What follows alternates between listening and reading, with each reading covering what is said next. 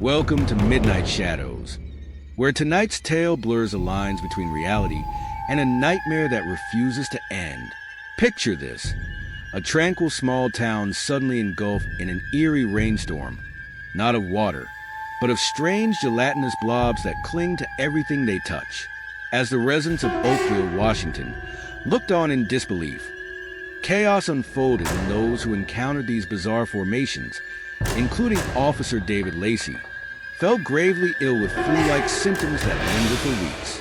In August 1994, the quiet life of Oakville shattered as Kathleen Bellinger and her family stumbled upon dead crabs entangled in the sinister goo on the beach.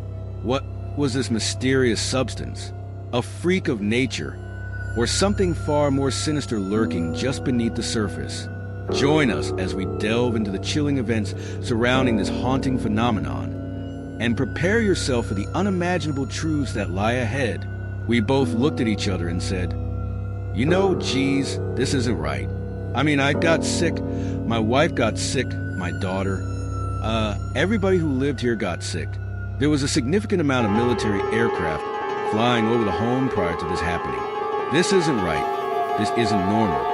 It was early August in 1994 when Kathleen Bellinger and her husband were enjoying a quiet few days away camping on the Pacific coast, spending their days walking through Washington's Olympic National Park and taking in the stunning views that the beaches provided of the sea.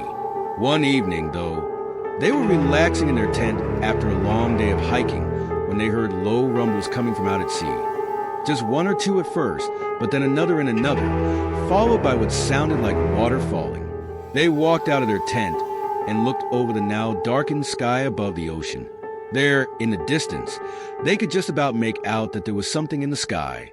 Then the sound of jet engines passed overhead, and the rumble stopped. The following day, the couple was up early again, out for a morning walk along the coast after the strange sounds from the night before. They had been forced to remain in their tent after a strong rainstorm hit. But then the clouds parted, and the sun was out. They walked down to the beach toward the water when they noticed something odd. There were crabs washed up on the beach. Not something that feels unusual, right? But there were hundreds of them, and none of them were moving. The couple approached closer still and realized that all the crabs that had been washed up on the beach were dead. But there was something else around the crabs washing up alongside them. With each lap of the waves, tiny little blobs of a gel-like substance, only about the size of a half grain of rice, were noticeable due to the sheer number of them covering the beach and sticking to the bodies of the dead crabs.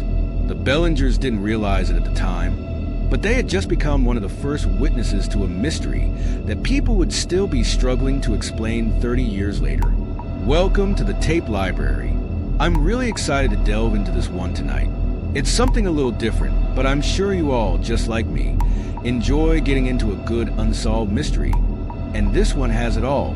I'm not sure if any of you can hear this, but at the time of recording, there's currently a big rainstorm happening outside my window, and it just feels like the perfect setting for this story.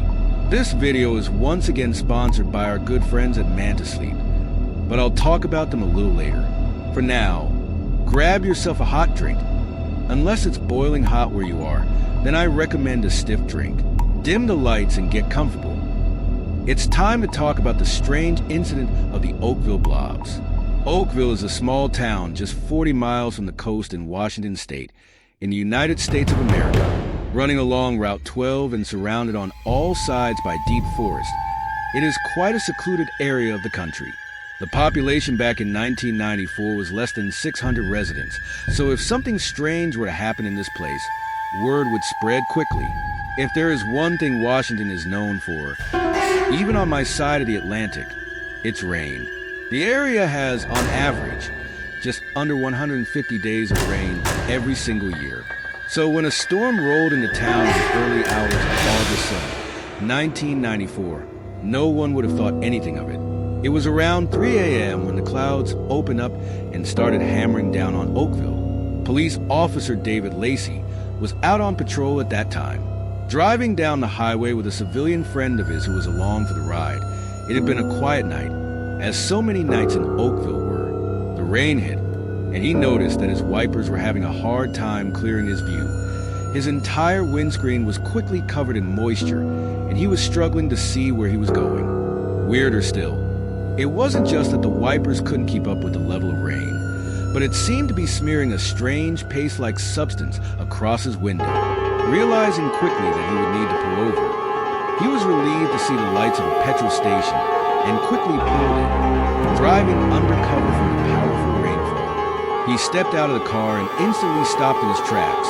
There was something on his windshield, and it wasn't rain. Lacey grabbed a latex glove from his car and ran his hand across the strange goo that covered his windshield. He described the feel of the substance as jello-like and mushy. He glanced out into the night from the cover of the station, and he could see it all over the floor of the street. Whatever this was, it was coming down with the rain. In the early hours of the morning, congressional spokesman Bill Dumber got a phone call from an Oakville resident who claimed that blobs were raining from the sky. Being 4 a.m., he simply dismissed it as a hoax. But then another phone call followed, and then another. Residents were concerned that something strange was falling from the sky. At the same time, Sunny Barley had been asleep when she was awoken by the sound of rain hitting her window. She had moved to Oakville just a few years prior to spend more time with her mother, Dodie, who owned a farm in the area. Sunny lay there in bed, looking up at her windows when something unusual struck her. The rain looked thick. The following morning, the rainstorm had passed over, and Dodie got up early to take her dogs out into the garden. Sunny was inside, enjoying her morning coffee when her mother returned. Looking a little confused, Sunny asked her mother what was wrong, and she explained that everything outside looked like it was covered in hailstones. But when she touched it, she claimed that the hail was soft and gooey. Stranger still, the hail didn't melt in her hand. Sunny stepped outside to take a look for herself, and sure enough, her mother was right. Everything was covered in a thin layer of translucent blobs, each about the size of half a grain of rice. Sunny was intrigued. What was this substance? She called her brother, a paramedic who also lived in the area. He brought with him a few pairs of gloves, and the pair began picking up small samples of the blobs. Sunny decided to run a few experiments herself on the blobs. First, she placed them in water and discovered that they floated on top. She then put them in a vial with alcohol to see if they would break down, but they didn't. She even checked to see if they were flammable, but they wouldn't ignite. She wasn't the only resident who had taken an interest in the blobs. One local reported going to pick up the blobs to see if she could figure out what they were when she noticed, laying next to a pile of them, a frog and a raven, both of which were dead. The next day, Sunny started making phone calls, concerned that whatever this substance was had seemingly rained down on not just her mother's farm but others as well, potentially covering many crops.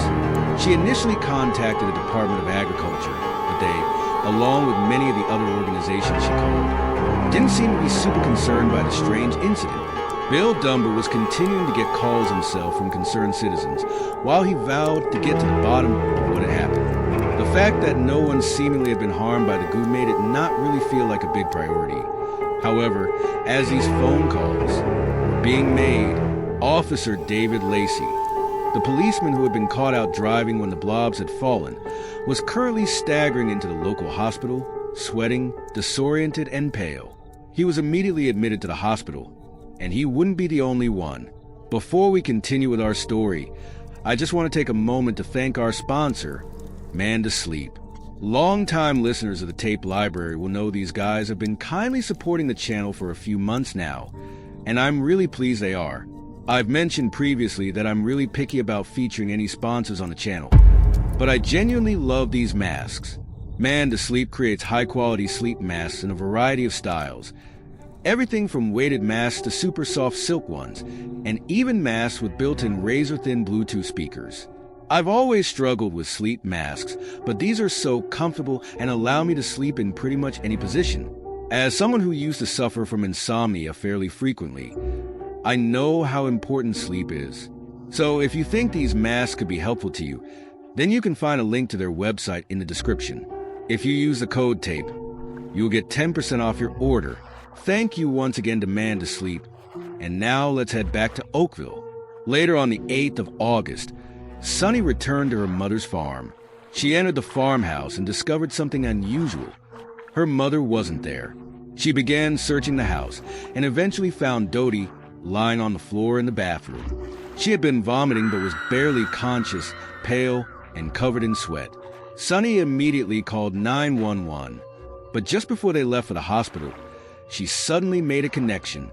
Sunny and her brother had been very careful when handling the blobs they had found. Her mother, on the other hand, had touched the goo with her bare hands. She quickly grabbed one of her samples and brought it to the hospital with her. Dr. David Liu was working in the hospital that day when Sunny brought her mother in. It was obvious that Dodie was suffering from some sort of virus, but Sunny spoke with the doctor at length about the blobs that had fallen on their farm. She pleaded with the doctor to at least look at the sample she brought with her, which he did agree to do. Dr. Liu handed the sample off to one of the lab technicians, who was shocked to discover, when they placed it under the microscope, that the goo appeared to contain white blood cells. However, they didn't have the resources available to identify what sort of creature the cells had come from. With her mother staying in the hospital, Sunny returned to the farm. Only remnants of the goo still remained on the property. She approached the front door before stopping for a moment as she noticed a small dark shape out of the corner of her eye. There, she found their recently adopted pet kitten dead on the decking outside the home. The kitten wouldn't be alone. Numerous pets and livestock in the area fell ill over the coming weeks, with many dying soon after falling ill. Some were reported as being found with a strange green film covering their mouths. Dodie and Officer Lacey wouldn't be alone either. A seeming outbreak of flu had suddenly hit the small town, with numerous people being admitted to the hospital, all with very similar symptoms. Sunny was convinced that the blobs had something to do with this sudden illness spreading throughout the town, and she quickly sent out further samples to various organizations and began speaking to the press. Later that week, a reporter came to visit Sunny at the farm. While they were there, a sudden rainstorm hit. The reporter looked out the window and said something to Sunny that sent chills down her spine. They had noted how the rain that was hitting the window looked kind of thick. The blobs raining down on the community weren't a one-off occurrence. The blobs raining down were reported over the course of 3 weeks, with at least 6 separate incidents occurring within a 20-square-mile radius.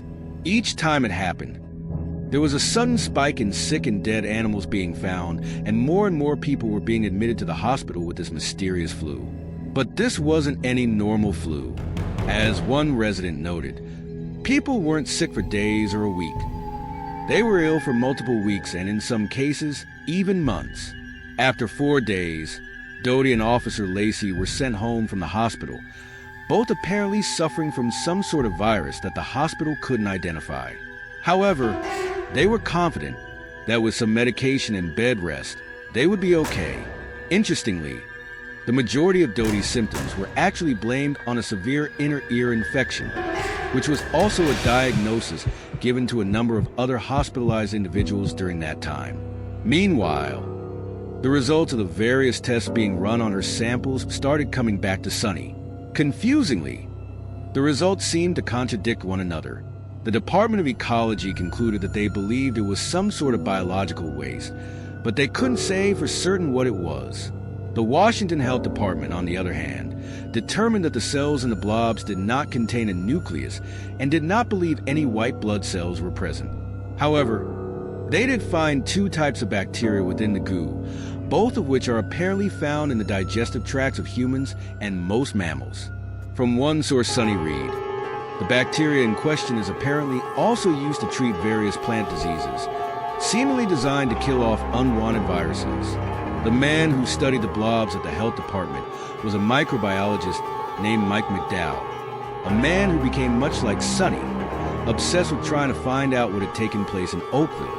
Unfortunately, Mike is no longer with us, but during his career, he had close connections to the military, having been one of the experts called upon during concerns about anthrax in the wake of 9/11. Sunny said he did the most research on the blobs out of everyone, although she did send one final sample to an independent lab a year later, having kept one in the freezer during that time. However, they weren't able to provide any conclusive theories on what the substance was either. Mike kept the samples in a medium containment facility, worried that it was some sort of dangerous biological material. His leading theory on the blobs was that they were some sort of delivery device for the bacteria contained within, that they were there simply to allow the bacteria to be dropped from a great height and land safely on the population of Oakville.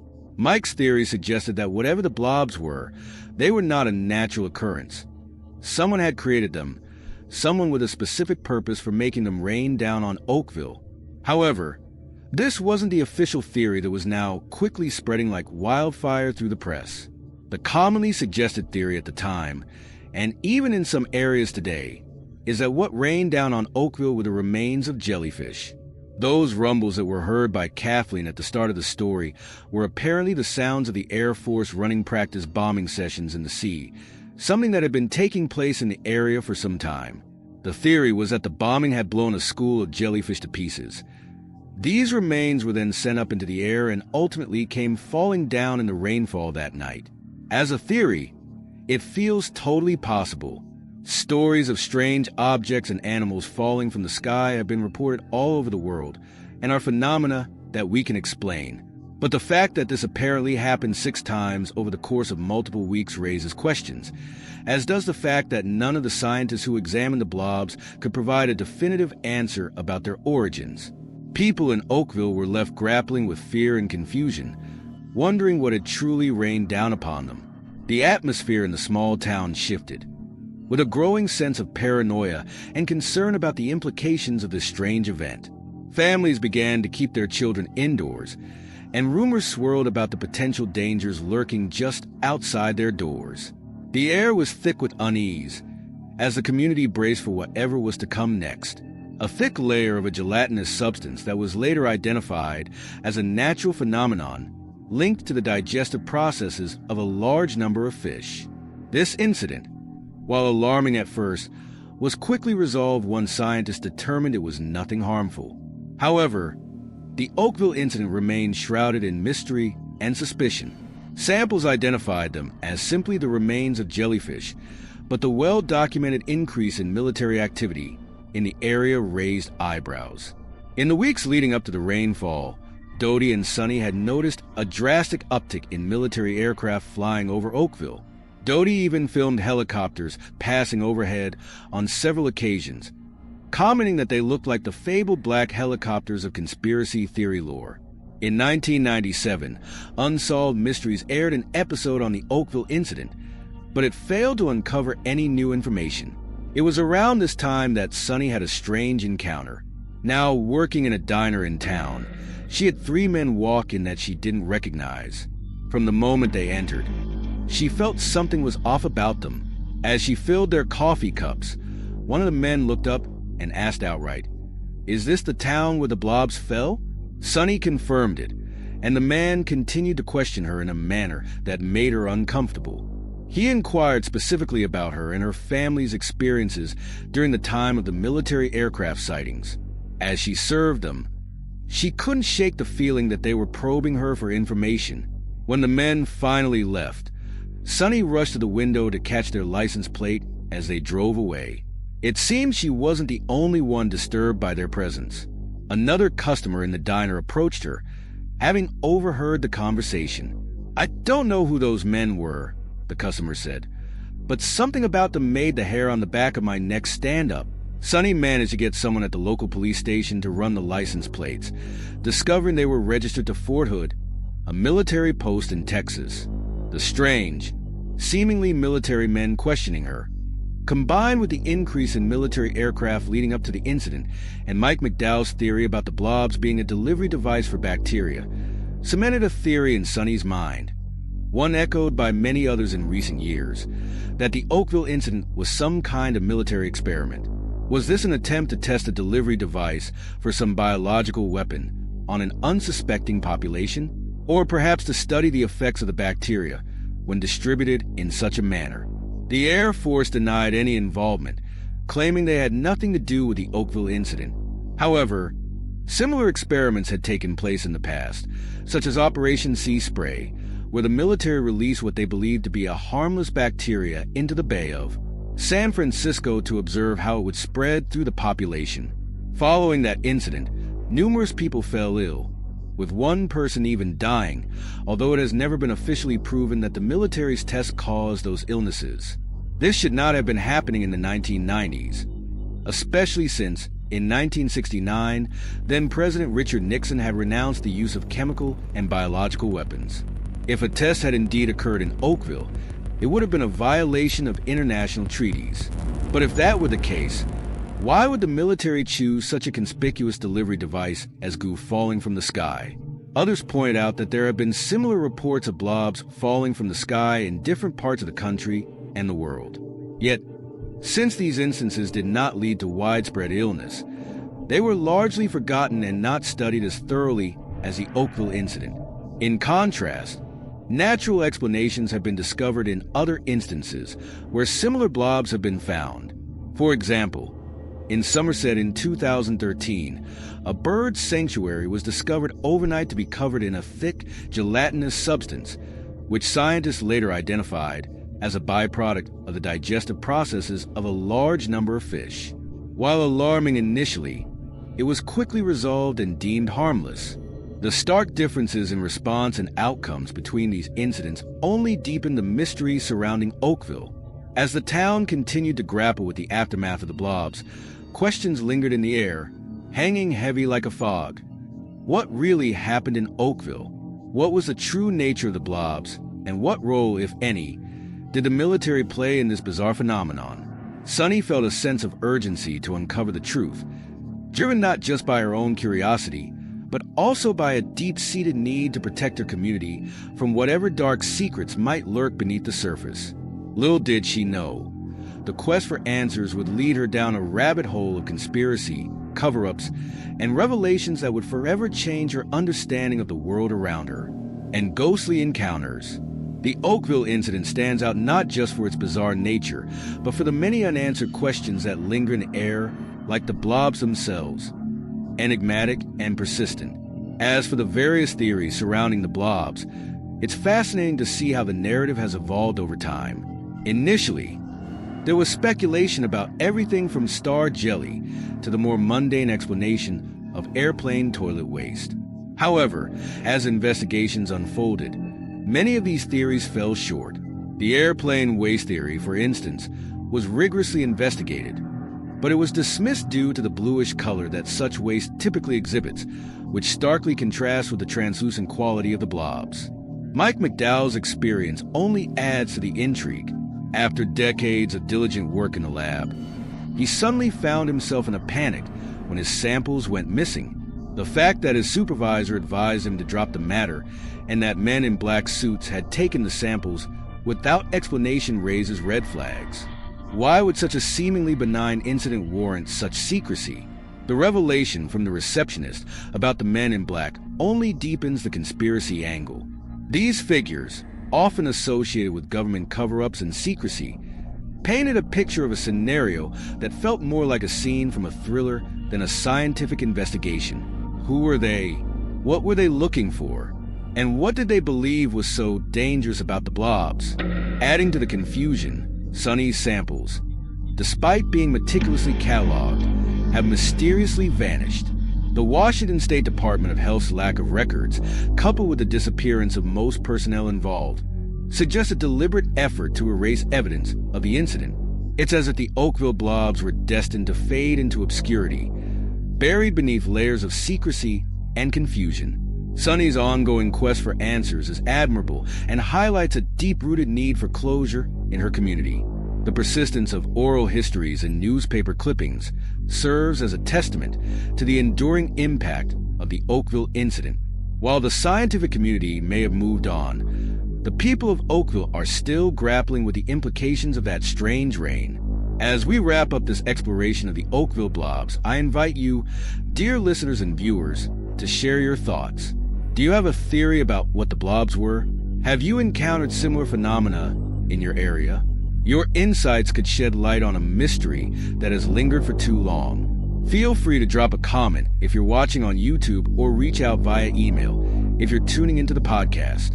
I've truly enjoyed putting this episode together, and I hope it has sparked your curiosity as much as it has mine. Stay tuned for more episodes. where we'll return to the realm of haunted houses and ghostly tales. But rest assured, the Oakville incident will remain a lingering question in the back of our minds, a reminder of the mysteries that exist just beyond our understanding. And so, after the strange rainfall, a terrifying mystery unfolded, leaving the entire community in a state of panic over unexplained illnesses. Lacey and Dodie, along with many other residents, now found themselves not only battling these ailments, but also grappling with the fear of their origins. Despite Mike McDowell's relentless efforts to uncover and explain this bizarre phenomenon, the looming question remains: what exactly are these strange blobs? Could they pose a serious threat to everyone's health? Thank you for watching this chilling tale. If you found it intriguing, please hit that like button, share the video, and leave a comment below to let us know your thoughts. Don't forget to subscribe to Midnight Shadows for more spine-tingling and thrilling stories coming your way.